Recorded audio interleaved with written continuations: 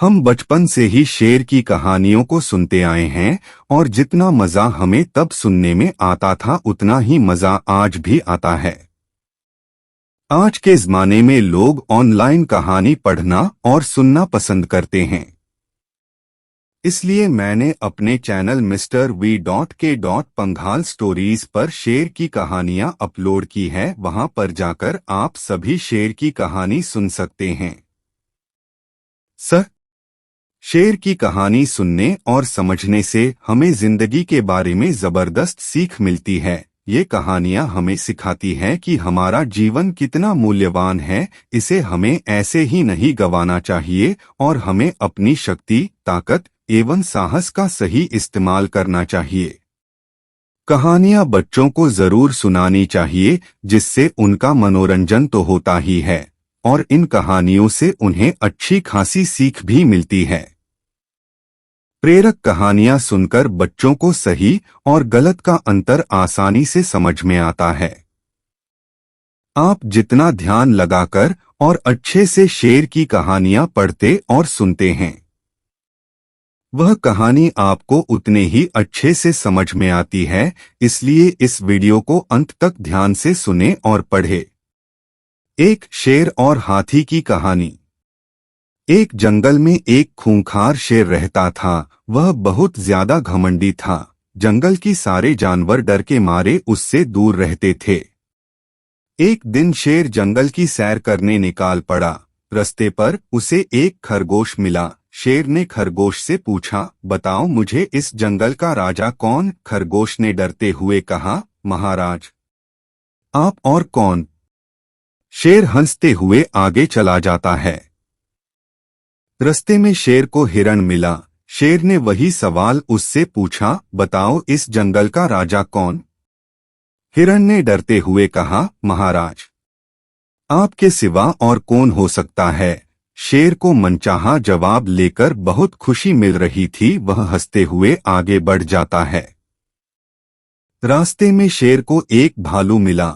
शेर ने फिर उससे पूछा, बताओ इस जंगल का राजा कौन? फिर भालू डरते हुआ वही बोला जो सब बोले। शेर अकड़ता हुआ और अपना रौब दिखाते हुए आगे बढ़ जाता है। आगे जितने भी जानवर उसे मिलते सबसे शेर वही सवाल करता और अपना मनचाहा जवाब पाकर खुश होता और आगे बढ़ जाता। आगे चलकर उसी रास्ते से एक हाथी आ रहा था। शेर ने फिर वही सवाल उस हाथी से पूछा, बताओ मुझे इस जंगल का राजा कौन है? हाथी पहली से ही बहुत ज्यादा गुस्से में था और शेर की फालतू बात सुनकर उसको और भी ज्यादा गुस्से आ गया। तभी हाथी ने शेर को अपने सूंड में फंसाकर ऊपर की ओर उछालकर जमीन पर पटक दिया। फिर हाथी ने शेर से पूछा, अब बताओ इस जंगल का राजा कौन? हाथी से मार खाकर शेर को बहुत दर्द हो था। उसने कहा, नहीं हाथी भाई, मुझे अपनी ताकत का बेहद ज्यादा घमंड हो गया था। अब मैं अच्छे से समझ गया कि हर जगह अपनी हेकड़ी नहीं दिखानी चाहिए। कहानी से सीख। शेर और हाथी की इस कहानी से हमें ये शिक्षा मिलती है कि अपनी ताकत का घमंड कभी नहीं करना चाहिए। शेर और हिरण की कहानी। एक दिन एक हिरण अपने जंगल में टहलते टहलते किसी दूसरे जंगल में जा पहुंचा। वह अपना रास्ता भटक चुका था। उसे समझ नहीं आ रहा था कि वो वहां कैसे पहुंच गया। चलते चलते रास्ते में उसे एक बारहसिंगा मिलता है, जो हिरण को देखते ही पहचान जाता है कि ये हमारे जंगल का नहीं है। बारहसिंगा ने हिरण से पूछा, तुम तो इस जंगल के नहीं हो, तुम यहाँ कैसे आ गए? तभी हिरण ने उसे बताया, हाँ भाई, मैं अपने जंगल का रास्ता भटक गया हूँ, पता नहीं यहाँ कैसे आ गया, वापस जाने का रास्ता ढूंढ रहा हूँ। तभी बारहसिंगा ने उसे बताया, अच्छा होगा अगर तुम जल्दी अपने जंगल वापस लौट जाओगे, क्योंकि इस जंगल में बेहद जंगली जानवर है जो दूसरों को मारकर खा जाते हैं। अगर तुम्हें किसी ने देख किया तो मुसीबत में फंस जाओगे। इतना कहकर बारहसिंगा वहां से चला जाता है। तभी हिरन सोचता है, ये फालतू ही मुझे डरा रहा है। कितना सुंदर है ये जंगल, अब मैं यहाँ से घूमकर ही अपने घर जाऊंगा।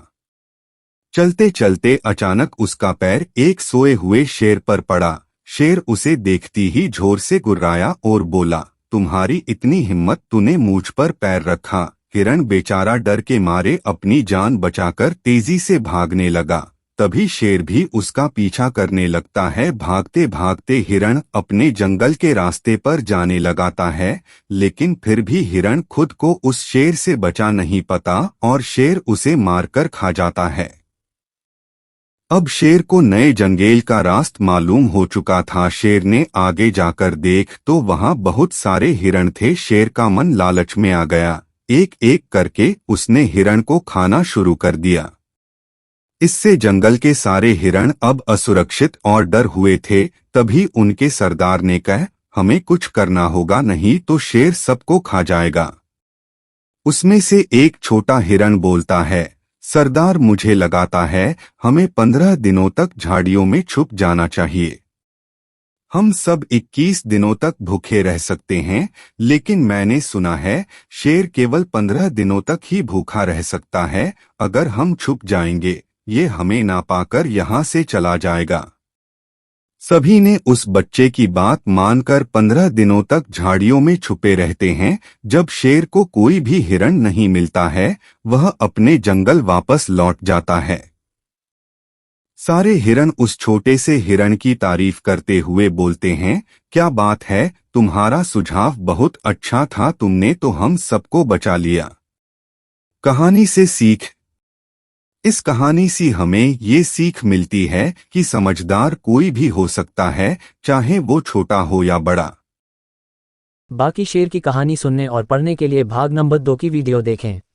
इस तरह की स्टोरीज के लिए हमारे चैनल को सब्सक्राइब करें, वीडियो को लाइक और शेयर करें। वीडियो देखने के लिए तहे दिल से आप सभी का धन्यवाद।